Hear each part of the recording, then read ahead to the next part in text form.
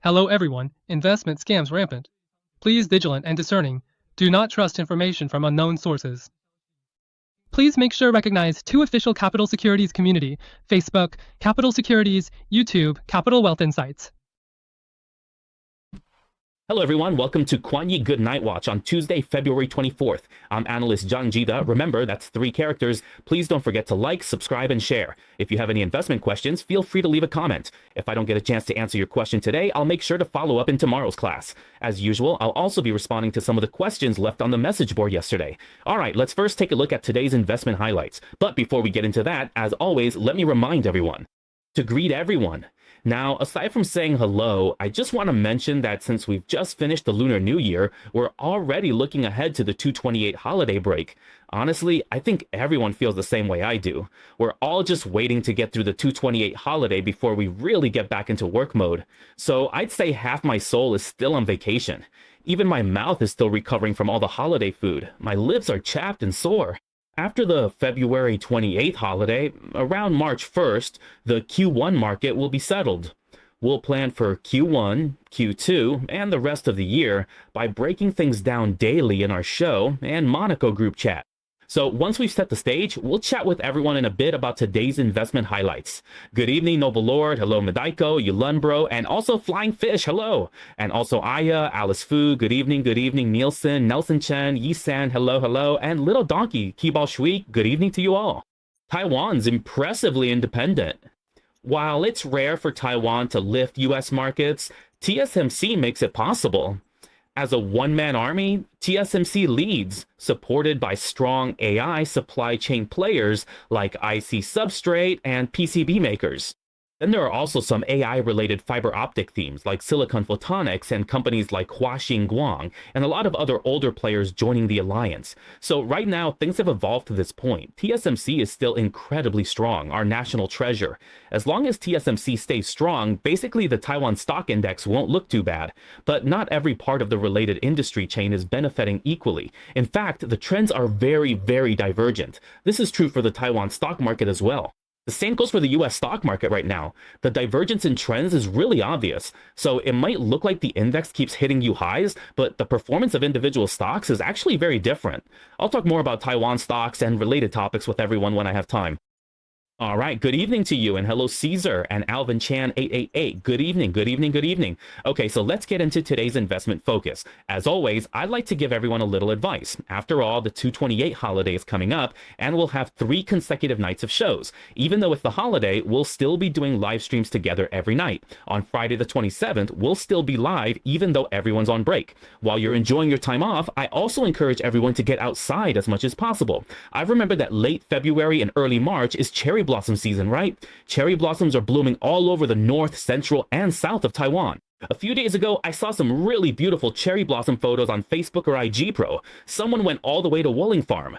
I don't know if any of you have been to Wuling Farm before. I haven't had the chance to go yet because I've heard that every time it's cherry blossom season, there's always a huge traffic jam, and there are traffic controls in place too. I've heard that now, for example, companies like Kuokwang Bus and others offer day trips from Taipei. Well, from Taipei to where? To Wuling Farm as a one-day round trip. I think that's pretty convenient. If you don't drive and can't find a place to stay, even though a day trip is a bit tiring, now is really the perfect time to see the cherry blossoms. I've heard that the cherry blossoms at Wuling Farm are currently in full bloom. Absolutely spectacular. That place will be packed during the February 28th holiday with the cherry blossoms blooming. Kipao Shui asks, evening 66p, software stocks have been sluggish. Xi Zin called it a sunset industry. Is that right? I'll talk with everyone about the story of software stocks in a bit. Are software stocks really going to stay down for good? How should we look at this wave of AI intelligence that's coming? All right, so first, since we're on this topic, let's look at our first investment focus. What kind of internal and external challenges is Trump facing right now? What are the internal challenges? What are the external ones? With the midterm elections coming up for Trump just half a year away, and they'll be here before we know it, what are the internal and external issues he's facing? Can he overcome them one by one? I'll be adding more on that today. Also, when it comes to geopolitical risks, the main focus right now is watching whether the US and Iran will actually go to war. Will there really be a war? Today, Trump made some more comments, and if you read between the lines, there's more to what he's saying. Will he go to war with Iran? Personally, I don't think so. I don't think it'll escalate to a full-scale war with Iran. It probably won't go that far. So who would he target? He may target others, but who exactly? Time will tell. Industry-wise, AI is surging. Many sectors are booming, while others are being disrupted, like info software stocks, and so on. Or, for example, some companies that provide enterprise software services have been really weak lately. So how should we deal with this kind of impact? That's something everyone needs to pay attention to. In addition, what does the situation with FedEx signify? We saw yesterday the US Export Control Act. Just last week, didn't I mention that it's illegal to impose tariffs under the IEEPA according to that act? So aside from being illegal, what else? At present, it looks like more than 1,000 companies have already started to request tariff refunds from either the US Treasury Department or the federal government. In particular, FedEx has taken the lead today and openly rebelled. This act of defiance will Trump back down. Let's wait and see. So today's investment focus will be to break down all the related information for everyone. Good evening, by the way. Good evening, Mary Hua. Good evening, Mary Lee. Hello. And Melissa. Melissa, good evening. And also Ho Ho. Is Holder 5 not as fun as 9,986 at night? All right, welcome everyone online. Let's get started with today's investment focus. After we finish discussing the investment highlights, we'll take a look at some economic data. Let me tell you in advance, tonight's data isn't particularly important, since most of it is related to real estate and is scheduled for release at 10 and 11 p.m. Still, let's preview it together. For December, the US FHFA House Price Index month over month was previously 0.6 with expectations at 0.3. This will be released at 10 p.m. Another one is the S&P/Case-Shiller 20-city composite home price year over year for December.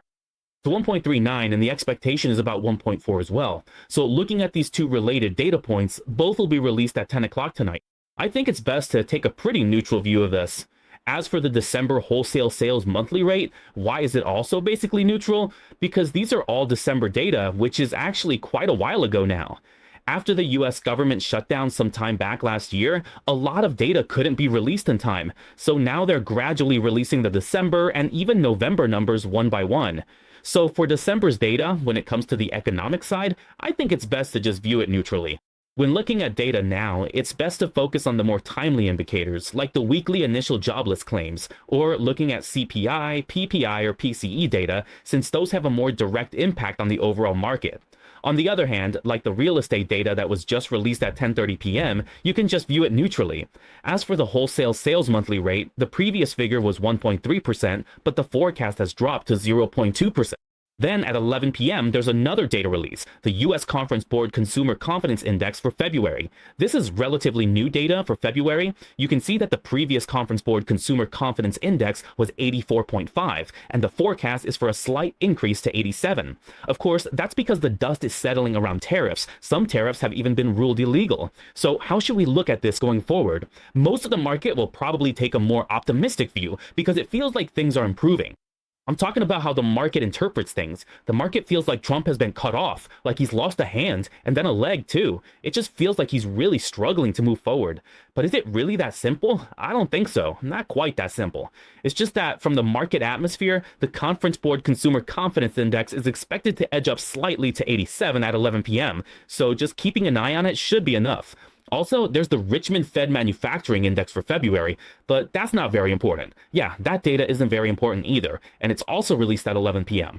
The previous value and the expected value are both at -6.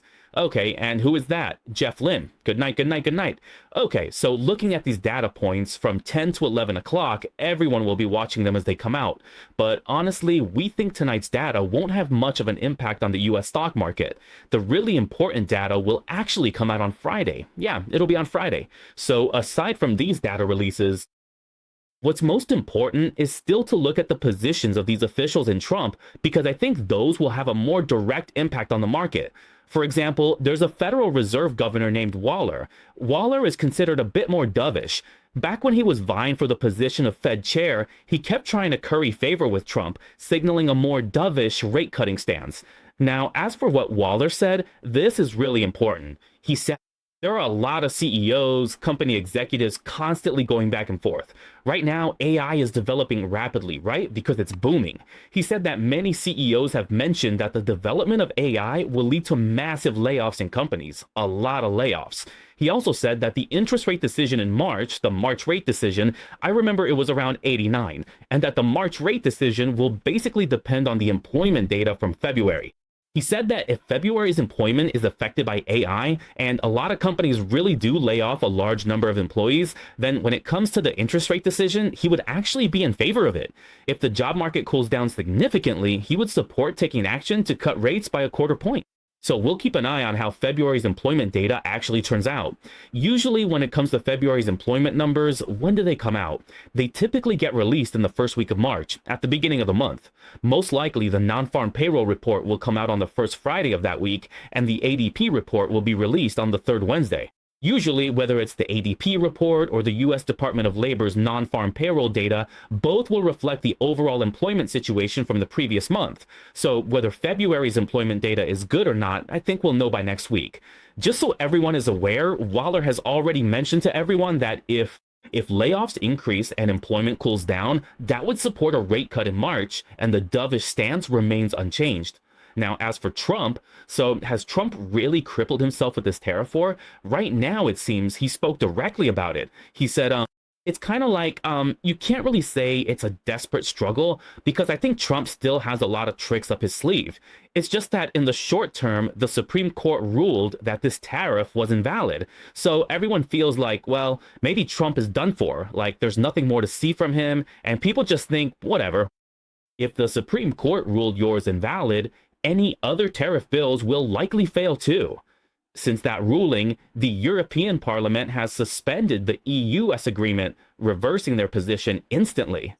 Though Europe originally agreed to move forward, they now say trade deals with the US are on hold. Things are moving fast. But then Trump warned that if countries don't abide by the trade agreements they've made with the US, they'll face higher tariffs. He was talking about all countries, including, like yesterday, a student asked about this. Well, last night, Kai-Feng Zhou, right? Some students were also asking, so what's really going on? Will this tariff issue keep being discussed with Taiwan? Will Japan, South Korea, or other countries back out? Honestly, I don't think it'll happen that quickly. Why? Because everyone's still watching and waiting. Everyone's observing. If you look at these tariffs now, the IEEPA was just ruled invalid. And if you're the leader of a country, you wouldn't just turn your back on the US and tear up the agreement you signed with them right away, like flipping a page in a book. I'll just tear it up and say it's invalid anyway. Since your Supreme Court says it's invalid, I just won't sign a trade agreement with you. But that would cause a lot of problems. Why? Why are so many leaders still waiting and watching? Because like we talked about yesterday, even if the IEEPA is invalid, there are still a lot of other provisions like 232, 301, and 122 that can be used. They can use national security reasons, or let's say intellectual property rights as reasons. They'll use all sorts of other provisions, Articles 1, 2, and so on, to impose tariffs that the IEEPA couldn't cover. If they can't impose tariffs on one side, they'll just find another way to impose them elsewhere. Whether they can fully make up for it depends on the percentage, the implementation period, and how much the total tax revenue will actually increase or decrease. Those are the only variables. But I don't think the difference will be that big. That's why Trump warned that if you don't comply and sign a proper trade agreement with the US, companies will face even higher tariffs. So don't think, wow, now it's down to 15%. Is that better or worse than before? Or worry about what will happen if these countries go back on their word. I don't think that's going to be a big issue. A lot of countries might not dare to take action right away. Also, he directly said that he's considering new national security tariffs on 6 industries, including things like large batteries, pig iron components, plastic piping, industrial chemicals, the power grid, and telecommunications, basically about 6 sectors. And then, as for the Speaker of the House, Johnson, he said In the past, there was never a precedent to follow. Once tariffs came in, they became government revenue, and there was never any precedent for taking that revenue and then issuing refunds. This has never happened before, and it probably won't happen again in the future either. He said to let the White House decide. Right now, this mess over tax refunds won't be settled soon. Should they go to businesses or the public? Those are the two main views. Or maybe there won't be any refunds at all. At this point, nothing's decided yet. It might even end up in court, so some companies might rise up and protest. For example, FedEx has said, hey, hurry up, I want my tax refund. But how the courts will rule, I don't think it'll be that quick. There are a lot of interests at play here, and the negotiations and lawsuits over how to handle this tug-of-war will take time. There's still a lot to discuss. So for now, let's just keep an eye on this short-term tariff chaos and keep it in mind. We believe there are two main things to note. First, short term, whether these tax refunds issue remains uncertain. Second, Trump isn't out of moves. He has more tricks. But even with his tactics, it won't necessarily cause more harm with new measures. Even though he has a lot of good tactics, it doesn't necessarily mean he'll inflict even greater tariff damage. At most, things will just stay about the same as they were before the IEEP's 10. That's pretty much the situation. Now, as for some others, well, some Democratic staffers, several Democrats, are saying that this is all about election considerations. They're taking advantage of the situation to come up with some campaign slogans and say things like, you Republicans are challenging these tariffs in court, claiming they're illegal and that every household should get back $1,300 to $1,700. That's the amount owed. But even if they decide to refund it, the government and courts will take a long time to approve it. It won't be fast. Even if the EPA is removed, Trump still has a lot of tricks up his sleeve. And honestly, the impact isn't that big. Why is that? Well, there's this organization called the Tax Foundation, and they estimated that if Trump, he was originally supposed to start a new 15% tariff today on the 24th, if this new tariff really goes into effect, then what about the tax revenue for the next 5 months? The tax revenue related to the IEEP Act could be made up by as much as 70%. That's 70% through this new tariff. So even though the IEEPA was declared invalid, even if the money is refunded, just by Trump imposing this new 15% tariff, he can still recover about 70% of that revenue. In addition, Yale University, specifically the Yale Budget Lab, said that before the Supreme Court's ruling on the tariffs, the global average tariff rate was about 16%. After the IEEPA was struck down and declared invalid last Friday, the overall tariff rate would drop from 16% to 9%. But if Trump's new 15% tariff is added on top of that, it would go back up from 9.1% to 13.7%. Then, if we just round it off, it's about 14%. In other words, before the Supreme Court ruling, the average tariff rate was 16%. After the Supreme Court's decision, what does it become? 14%. So you can see, is there really a big difference? Not really. It's just dropping from 16 to 14%, so only a 2% difference. That might impact some, but for most companies, it won't matter much. If it fell below 10 or even 5%, that would be a huge gain, but a 2% change is minor. Honestly, it's no big deal. While the overall impact of tariffs has decreased, it's just the same thing in a different package. It's a change in form, not substance, as Trump can simply switch from Plan A to Plan B. Given this, some companies or countries might even want to kick him while he's down. It's like they're proposing some really radical tax rebate measures or saying they want to tear up unilateral trade agreements. But I think most countries or most companies still don't dare to act rashly, including Taiwan, TSMC, and so on. They're still not willing to make any sudden moves because, after all, there's still a lot of uncertainties, you know? All right, good evening to everyone in the chat. Good evening. Let's take a look. You asked about how to view shipping stocks. Right now, shipping stocks are still relatively weak. At most, there's just a tiny bit of news about shipping stocks. Like we mentioned before, with the US-China trade war, China wants to import more and more American products, like soybeans, corn, wheat, and so on. So to some extent, this could bring a little bit of news to some bulk shipping stocks because it increases the volume of cargo exports. Since China is importing a lot more soybeans, corn, and wheat, that means more bulk shipping. So bulk shippers might see a brief impact, but it won't last since it's the off season. That's my take on shipping. Now, Maymay B6 asked, Teacher, what impact will AI have on data? Will there be fewer jobs and more unemployment? Yes, in principle, that's correct. I'll talk more about this in a bit. There's an investment firm, I think it's called Something Research. I'll mention it later. They released a report called The Intelligence Storm of 2028. That's what I want to share with you all today, and it's really, really important.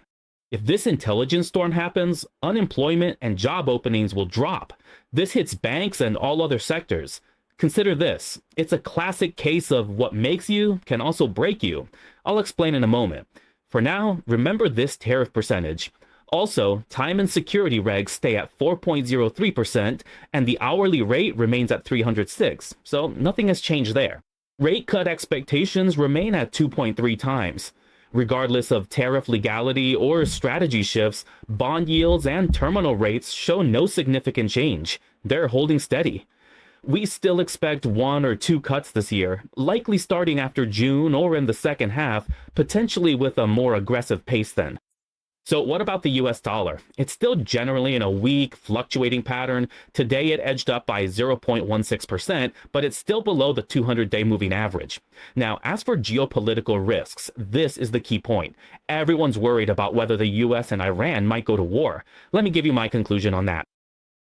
As for the US and Iran, I think that even if there is a conflict, it would just be some sporadic skirmishes. It's unlikely to escalate into a full-scale war, and it might not even happen at all. The US might not directly attack Iran. Who might they target instead? They could go after Lebanon, especially Hezbollah in Lebanon. Why is that? If you look now, a lot of warships, battleships, and planes have all headed to places like the Mediterranean and the Persian Gulf. Maybe even 2 aircraft carriers are already in position. They've all gone over there. With all those forces deployed, if you don't take any action, you'd lose face. You've mobilized such a massive force, advancing toward Iran's theater of operations, bringing in all those aircraft carriers, planes, ships, and cannons, and then you say you're not going to fight? Wouldn't that make Trump lose face? So I think they probably will take some action, but as for what they'll actually do, it'll be something like that. Like his tariff strategy, it's about raising stakes high so everyone's terrified. It's like saying, I'll attack today. If Iran won't negotiate, I'll bomb and destroy everything to force a regime change. It's just like the tariff war. Once negotiations start and Iran offers concessions, making some progress, Trump might move toward a deal. He's just positioning his pieces and warships first. If you don't listen, I'll attack. But a full-scale scorched earth war is unlikely. So how does he fight? A little skirmish here and there just to make a point, to intimidate Iran a bit, that's all. Trump himself even said that all the current reports about the possibility of war with Iran are completely wrong, and that he's actually leaning toward reaching an agreement with Iran, not going to war. Later on, he posted that the U.S. envoy and his son-in-law Kushner would be starting a new round of negotiations between the U.S. and Iran. Oh, and in addition, the U.S. State Department has ordered all non-emergency personnel at the U.S. Embassy in Lebanon to evacuate, and they've issued a travel warning at the highest level. Now, why are they specifically focusing on Iran? Well, actually, it's not Iran, it's Lebanon. They're talking about Lebanon, not Iran, because Hezbollah in Lebanon has extremely close ties with Iran, and Iran itself also supports Hamas. So overall, I think that when it comes to the risks involving Iran, Trump is probably more inclined to engage in limited skirmishes and use threats to intimidate Iran rather than launching a full-scale war. However, there might be some actual fighting in Lebanon. It's more likely that there will be conflict in Lebanon. Whether it's attacking Lebanon or launching small-scale military actions against Iran, that's the situation. In the short term, if fighting really does break out, since after all, the ships have already been deployed, if war actually starts, it'll probably follow a quick and straightforward approach that can be resolved rapidly. So if there is a war in the short term, I think New York crude oil prices will spike in the short run. What about the price of gold? There could also be some demand for safe haven assets, so gold might also rise. But this would likely be more short-term, because whether it's short-term or long-term really depends on how long Trump wants the war to last. Is it going to be over in 2 or 3 days, like when he supported Israel before, just a couple of days and it was done? Or is it going to drag on like the Russia-Ukraine war, which has gone on for 3 or 4 years without an end in sight? That would make a huge difference. But if we consider that there are midterm elections at the end of this year and Trump doesn't want oil prices to spike too high, he also hopes inflation can cool down so that the Federal Reserve can make strong interest rate cuts. Given these circumstances, I don't think Trump would go so far as to launch a major attack on Iran, because if he really did go that far and oil prices shot up, honestly, the Fed would have no reason to cut rates and inflation could get even worse. In that case, there wouldn't even be a point to this year's elections, so you need to understand this. As for these geopolitical risks, I think this is a black swan event, but the chances of striking Lebanon are higher than striking Iran directly. In other words, they might target Iran's flanks. Who are Iran's flanks? They'll go after Iran's right-hand and left-hand allies. That's basically the idea. That's the general concept. Xu Tiyu was here yesterday. Good evening. That name reminds me of the car brand Citroën. I wonder if they're related. Anyway, EU foreign ministers reached no consensus on the next round of Russia sanctions. It's understandable. Imagine how hard it is to agree on the 20th or 21st round. It's really tough to make progress in the long run anyway. Right now, there's just no progress. As for February 26th and 27th, whether Ukraine and Russia will have more negotiations, we'll just have to wait and see. Honestly, I don't think there will be much consensus before the 28th, and it's probably unlikely that anything significant will come out of it. The top geopolitical risk is still Lebanon. With the US State Department ordering evacuations, war there looks likely, even more so than with Iran. Will oil prices spike if they fight Lebanon? Likely not. If it's just Lebanon, prices should stay stable. But if Iran gets involved, they'll probably go up. Lebanon is just minor skirmishes, nothing major. That's it for geopolitical risks. Now for earnings. We'll cover Home Depot tomorrow. On the 25th, we have HP and Warner Brothers. Most importantly, Nvidia and Salesforce report early on the 26th. These are the main ones through February 28th, so we'll track them as they're released.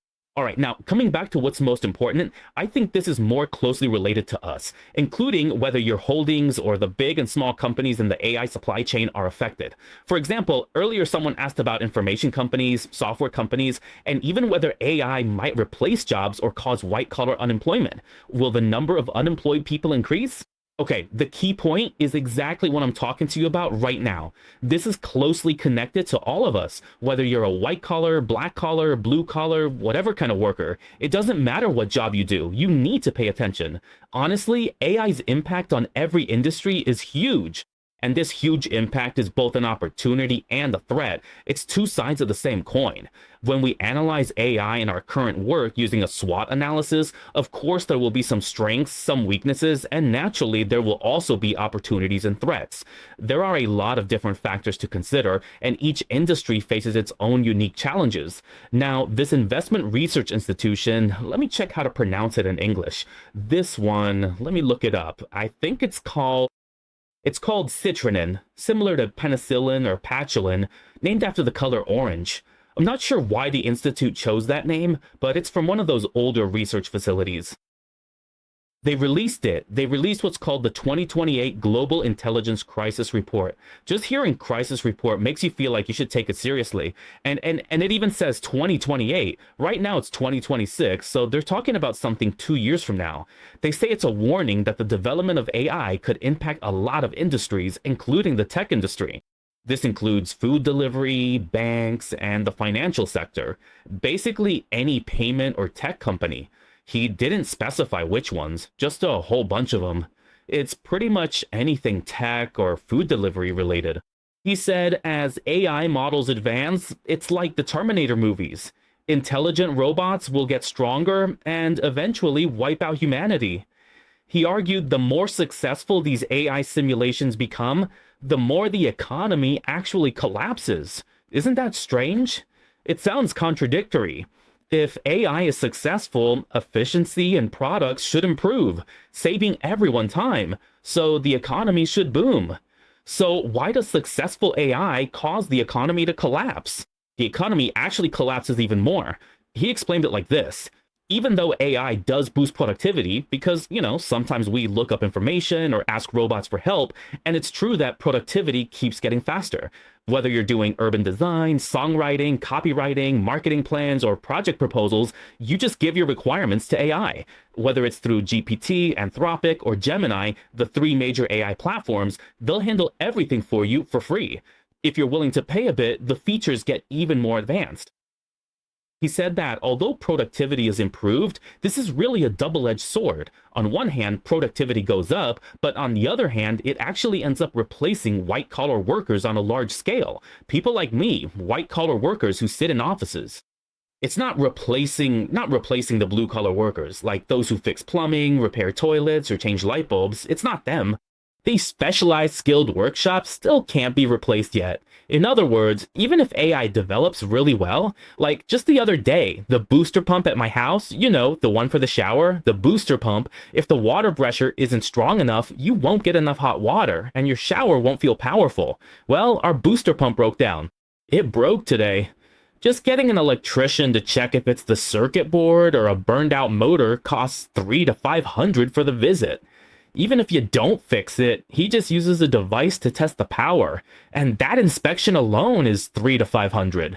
And then, if you want to replace it, adding a new motor, how much does that cost?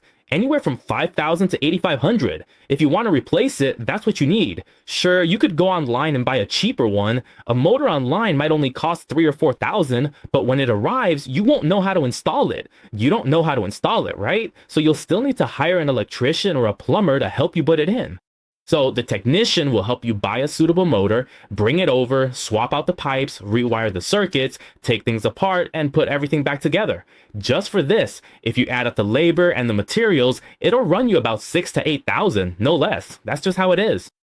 Then there's a $300 to $500 inspection fee, so every time they come out, it's going to cost you $6,000 to $8,000, $6,000 to $8,000. Now, this kind of thing, right now, there's no way to have AI handle it for you.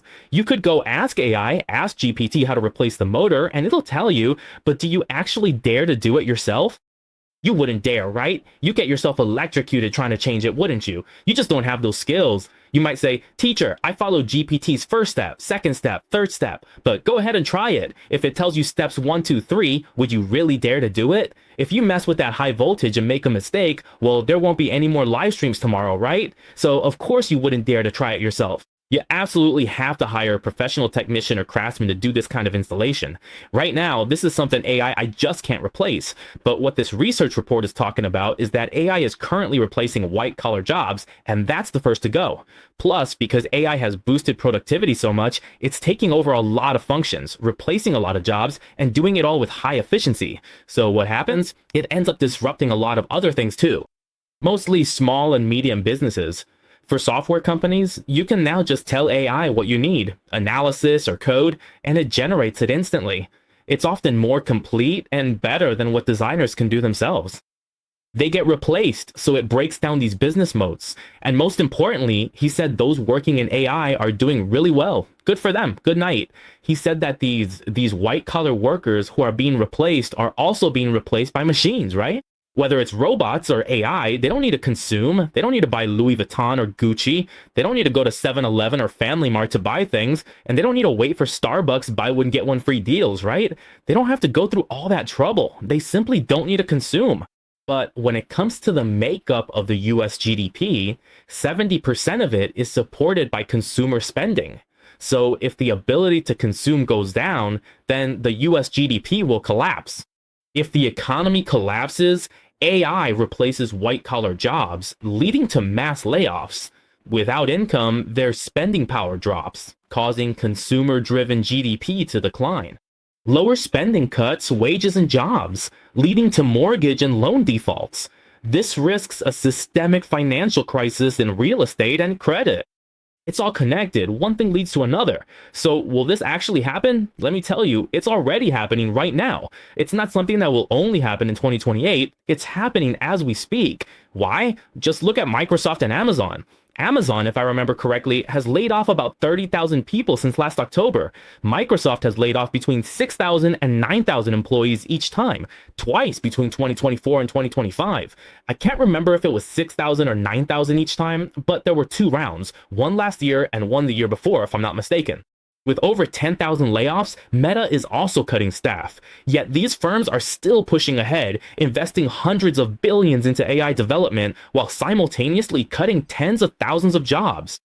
All of these people are highly skilled engineers in big cities, high-level managers, and even people with advanced degrees. We're talking about folks from MIT, Harvard, Stanford, and all kinds of University of California schools. A lot of them are top students. He'll keep an eye on things, but as long as you can't produce results, and as soon as some positions get replaced by AI, there's nothing you can do. He won't have to spend that much money anymore. Hiring one AI can replace 10 engineers. So he doesn't need to write as much anymore. As these engineers put in their labor and effort to develop increasingly powerful AI, the AI's abilities naturally surpass those of the 10 engineers, and it ends up replacing them. That's exactly what these big tech companies are doing right now. They're using AI to replace this group of people, but before AI can replace them, they still have to rely on this group to develop the AI. To invent AI, so it's actually pretty ironic, they're using these top students. They get people whose brains are close to human intelligence to invent and develop AI, and then, once AI is thriving and advancing, it ends up replacing these very people, leaving them without jobs. This is already happening. It's something that's happening right now. Musk says humans won't need to work in the future, but without jobs, where does the money come from? You still need to eat and buy things, so how will people spend? I'm not sure how that environment takes shape or how the government handles revenue and distribution. We'll see. You'll probably figure out how to solve it when you actually run into it. Yeah, like what Kipashwe said, you'd be better off moving around, or even being a plumber or electrician. So choosing your major is really important these days. You could pick something like auto repair, mechanics, engineering, or even become a plumber or electrician. Honestly, I think those kinds of jobs will be harder to replace in the future. Plus, those jobs are more human. They involve real interaction between people. You're not just dealing with a robot or asking questions to some AI on a computer. So I want to tell you all about this research, this report. Right now, it looks ahead to 2028, but honestly, I think the replacement of white-collar jobs is already starting to happen, little by little. Good evening, Guashen and Huashen 2051. The fire spread to IBM, which took a big hit yesterday. IBM's sharp drop actually caused the Dow to plunge about 900 points.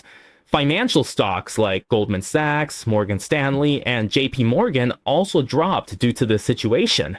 Do you know how this is being replaced? This thing right here. Everyone knows that Amazon invested in Enselpick. It's an AI platform, an AI company that Amazon invested in, and Google also invested in Solpick, and Nvidia did too. They all have a stake in it. So what do you mean by pick? He said that under their umbrella, they have Claude. Claude is now at version 4.6, I think. He said that Claude's code tool can help with the redesign of the programming language Cobra for business applications. Right now, this Cobra, C-O-B-O-B-O-L, Cobra, this one. Most of the mainframes are produced by IBM. That goes way, way back, even as far as the 1950s. Up to now, for business machines and business applications, there's a business programming language called Cobra that's still in use. This thing has been around since the 1950s and continues to this day.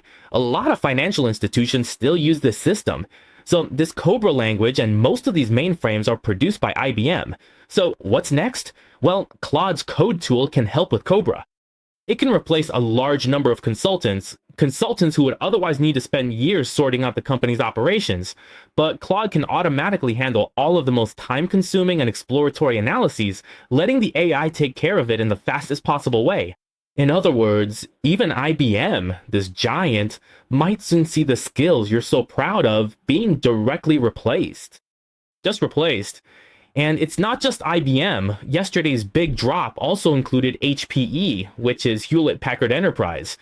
HPE is the company that split off from HP to focus specifically on enterprise-related and business services. So now there's HPQ and HPE. They split into two separate companies. HP, which focuses on business services, also took a big hit yesterday, dropping about 6%. And then there's CRWD, which also saw a big drop yesterday, and Data too. Basically, all these companies involved in information technology or enterprise services got hit. What do they all do? CIN systems, all of them took a hit, all went down. It's all because of comments like that, plus yesterday's report from C Research, this research institute, which released a crisis report about seeking intelligence in 2028. All these things are pointing in one direction. Everyone really needs to take this seriously. This is something that's already happening. It's developing right now, not something that will only happen 2 years from now.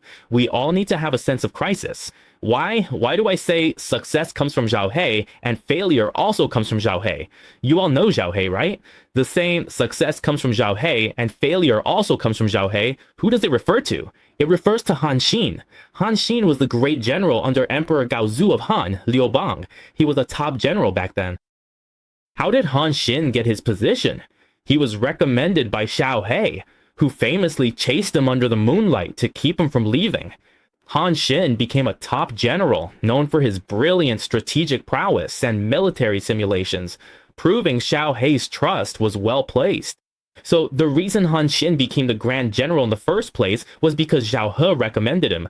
Later, after Liu Bang established the Han Dynasty and consolidated all the power, Han Xin's abilities, whether in tactics or commanding troops, were actually superior to Liu Bang's. That made him someone whose achievements overshadowed the ruler. Throughout history, whenever someone's accomplishments outshine the ruler's, it's easy for them to end up arrested and executed. While building, it's fine if your skills beat the bosses, they need you. But once the enterprise is built, don't outshine them. Stay humble and play dumb, or you'll be the tall poppy that gets cut down. That's what happened to Han Xin. His success outshone the ruler, so in the end, Zhao He and Empress Liu finished him. It was Empress Liu. Empress Liu had Zhao He trick Han Xin into coming to the palace, and then they captured him and beheaded him, just killed him. And the way he was killed was really brutal. If you look at the historical accounts, Han Xin was ultimately lured into the palace, with Empress Liu tricking him, and together with Zhao He, they got him inside. Then, I think there were 5 different punishments used on him. If you look at what happened to Han Xin, first, they tattooed his face, then cut off his nose, chopped off the toes on both his feet, and finally, they beheaded him. After beheading him, they put his body in the big public square and chopped it into mincemeat for everyone to see.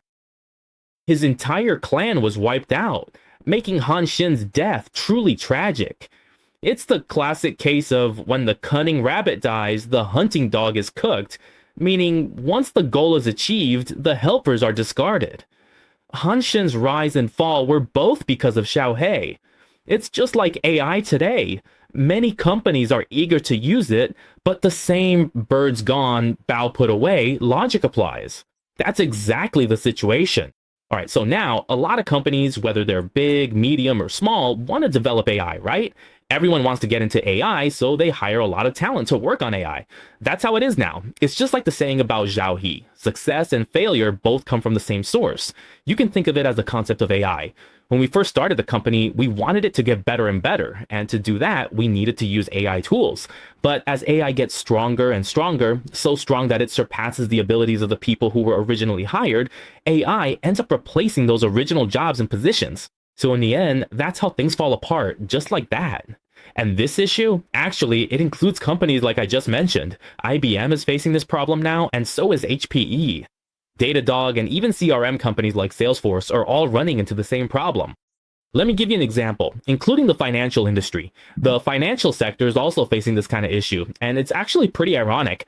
How is it ironic? You know, in finance, like Goldman Sachs, JP Morgan Chase, Morgan Stanley, these companies, they're involved in IPOs, private equity, some do portfolio management, others handle bonds, and all sorts of different strategies. They have to build a lot of models, right? A lot of these investor models really need top talent, those high-achieving graduates who majored in finance or economics to work at their companies, right? And now these companies want to develop AI because AI is so popular these days. So they want to use AI to build things like investment portfolio models, stock picking models, or models for IPOs or spread models for price differences and so on. These models use AI combined with the expertise of these top graduates in economics, finance, and financial engineering to develop the AI systems. But after they've built these systems, then what? That's where the problem comes in. After they've built this AI stock picking model and it selects the stocks, then what? What happens next? What about the costs? If they're low, and of course, if the efficiency and performance are better than what people can do, then let me ask everyone, do these top students from economics, finance, and accounting departments still have a place or a role? They're not needed anymore. So now, the ironic thing is that after these big investment institutions develop AI, they lay off these people. They lay off those top finance graduates. Because it saves money, right? In the short term, they're happy to let them go. So these top graduates end up without jobs, right? Do you know where they go? They go to AI companies. These people go to AI companies like GDP, Gemini, and other private AI companies, or professional AI firms. What do they do at these AI companies? The AI companies use the talents of these top graduates to develop even more powerful financial engineering tools. Or they join institutions, and as these companies get stronger and stronger, the institutions become more powerful too. In the end, it turns out that these financial firms end up competing to hire them back. Goldman Sachs, Morgan Stanley, and then JP Morgan. What about their market share? So in the end, they actually come back to compete for talent. Originally, these big investment institutions that were so proud of their AI models would lay people off as they grew. But then those people would go work for AI companies, and as those AI companies got bigger, they started to eat into the market share of those very investment institutions. It's all linked. This erosion continues until one AI company simply defeats another. Do we really need so many roles then? It's hard to say, especially if all human wisdom ends up absorbed by AI.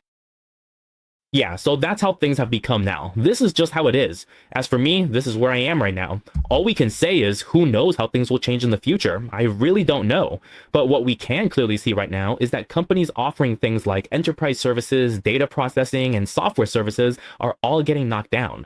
AI is just too powerful. How long will this last? Until it hits us white-collar workers in finance. I think it's coming soon. Maybe one day, the live stream you're watching, every presentation, data point, and image will be AI generated. So when you see Teacher Jang, it isn't really him. What you're seeing is AI created all this. It writes reports, finds info, and generates images. In the future, how will we distinguish real from fake? Maybe we won't be able to. New business opportunities will emerge, which I'll discuss later. But short term, look at IBM. It fell 13% yesterday. This neckline broke back in January, leading to a drop toward $223. Short-term outlook remains weak, so stay cautious. HPE is also trending down, forming a large descending triangle pattern. It's basically about to break down. From last July until now, this big descending triangle, you can see this downward pressure line and then this upward support line. As of now, yesterday it dipped just below $20, just barely broke through. Ideally, it should recover back above that level in the next few days. If it bounces back, then the pressure won't be too great. But I can only say that in the long run if AI really keeps advancing and these companies don't find another area or breakthrough field to develop and grow in, then honestly, these big companies will all be replaced. It's really, really scary to think that they could all be replaced by AI. So what about FedEx? Oh, about this FedEx situation, so they said they're filing a lawsuit with the U.S. International Trade Court. I don't think this will move that quickly. As for the request to the government for a full tax refund, there are actually over 1,000 companies that have also applied for tax refunds. So in my opinion, FedEx is basically standing up and challenging the government, arguing for a tax refund. But I don't think it's going to go that smoothly because it's really just a matter of switching between one bill and another, like Bill A and Bill B trading places. I.e. Pay can't impose those tariffs, but Section 232 and 301 can impose those 2% we just talked about. According to Yale's Budget Lab, they did the calculations based on those 2%. If legal, it's 16%. If not, it drops to 14%. So to refund that 2%, just do it. It won't have much impact on US firms or the fiscal deficit. The impact is minimal. Appeals are handled individually. The US won't issue blanket refunds. Like the saying goes, the squeaky wheel gets the grease. Without a formal complaint, the government won't refund you. Right now, nobody knows how much FedEx will get back. After recalculating tax rates, they might not even be eligible. FedEx's fundamentals are solid. Last year's report showed both the quarter and full year beat expectations, with its 2026 revenue forecast trending upward. If this tariff issue settles, if things gradually cool down and the dust settles, it would actually be a positive for FedEx and also for UPS, because if tariffs are high, it could reduce spending on logistics. Whether that's logistics consumption or growth in logistics, both would be affected. If tariffs stabilize, it favors both FedEx and UPS. FedEx especially has strong financials. I'm sharing this tax rebate news and pre-market US stock updates. All right, teammates, honestly, let's just look at history, look at life, and enjoy some good food. That's pretty much it. I really want to retire early, to be honest. I really do want to retire early. Sometimes when you're working, making money, and then your year-end bonus or whatever, I've told you all before, back in the day, I used to work at Foxconn. At Foxconn, money was never an issue. The base salary was high, plus there were bonuses, stocks, profit sharing, holiday pay, and extra perks. Honestly, it was just a lot of money. Work trips to Shenzhen or Zhangzhou meant extra allowances. You could easily make millions a year, but the constant exhaustion ruins your health. I was always rushing. Back at Foxconn, back then, I traveled for work almost every month, constantly flying between Shenzhen and Zhengzhou. This nonstop schedule was exhausting. With nearly 10 trips a year, I was always on the road.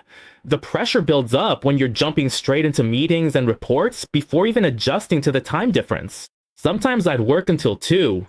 In this competitive field, it's not about the money, but your health can fail fast without self-care. If you don't adjust, the impact is huge. At some point, you wonder, you have a job and money, but what's next? A relaxed path, AI, or maybe the food industry? When it comes to life and work, I still recommend that everyone try to find a balance. This also applies to investing. Whether it's investing or your regular job, you need to find a balance between the two. When I make desserts, you shouldn't put all your eggs in one basket, and you definitely shouldn't go all in with your entire savings on investments. Whether it's futures, options, or stocks, don't go all in. You need to find a good balance between your job and your investments, a good ratio or trade-off, so to speak. That way, you'll be able to sustain it for the long run. Everyone values different things. Some people want to make millions a year. Some want a balance between work and life, and some just want to kick back, put their feet up, and take it easy. There are all kinds of people after all. It depends on your choice, but you must manage that balance yourself. So what about the US stock market? Whether you're young or not, I'm someone who loves life. I hope for financial freedom, but everyone defines it differently and knows the cost involved. Everyone's different, but lowering expectations helps. Let's check pre-market movers. SciTech jumped 15.64% on positive earnings. SanDisk rebounded 3% today after a recent correction. Finally, there's Home Depot. Home Depot rose 2.92% pre-market. Qualcomm, Lowe's, and Intel gained 1.4% to 2.8%, while Micron added 1.34%. Tech stocks are performing well today, offering good opportunities. This buoyed the Nasdaq and Philadelphia Semiconductor Index. Coinbase fell 1.8% pre-market, while NIO dropped 1.76%. American Tower, Boston Scientific, and Johnson & Johnson also declined pre-market. They're down about 0.8% to 1%. Not a lot, not much. So today, it looks like some major tech stocks, especially semiconductors, as well as companies like HBM and memory manufacturers, might be the key players holding up the market. As for the Dow Jones Index, even though it dropped 1.66% yesterday, it was dragged down by IBM and financial stocks like Goldman Sachs, American Express, Visa, and JP Morgan Chase. Even yesterday, it fell by as much as 3.78%. Looking at the overall picture, although the Dow just barely dipped below the 50-day moving average yesterday, the monthly moving average is still showing a bullish trend. So if it quickly rebounds in the next day or two, I don't think it'll have much of an impact. Overall, I still think the Dow Jones Index is very important, especially for those Trump-related concept stocks. As long as the moving averages remain in a bullish setup, it shouldn't have much of a negative effect, and it's not likely to turn bearish that quickly. The Philly Semi Index slipped only 0.57 yesterday. It's holding above monthly and quarterly averages, so if it holds its rising wedge, there's little worry. For the Magnificent 7, watch the trendline support and 200-day moving average. That's enough. So lately, starting from February, a lot of the big tech stocks have been taking a breather. While they're on pause, we've been keeping an eye on whether their capital expenditures in AI and their AI-related cash flow can gradually start to show some positive returns, and whether they can slowly build up investor confidence in the market. In my opinion, looking ahead to the second half of the year, honestly, looking ahead through Q3, the index should remain strong. If the market needs support, the Magnificent 7 must lead. They are vital for confidence. Short-term, institutions may consolidate and other laggard stocks might perform instead. As things ebb and flow, focus on solid risk management. Alright, that's all for the group-related content we're sharing with you before the US stock market opens. When class is over, remember to like, subscribe, and share for us. Finally, wishing everyone smooth trading. See you tomorrow. Our company has no improper financial interests in the individual securities recommended or analyzed. The information in this program is for reference only. Investors should make independent judgments, evaluate carefully, and bear their own investment risks. If you don't want to miss the latest market updates, be sure to turn on the notification bell and hit subscribe. In addition, we have plenty of great video content on both Facebook and YouTube. Don't miss out. In our group, we share in-depth explanations of global financial events with you every day.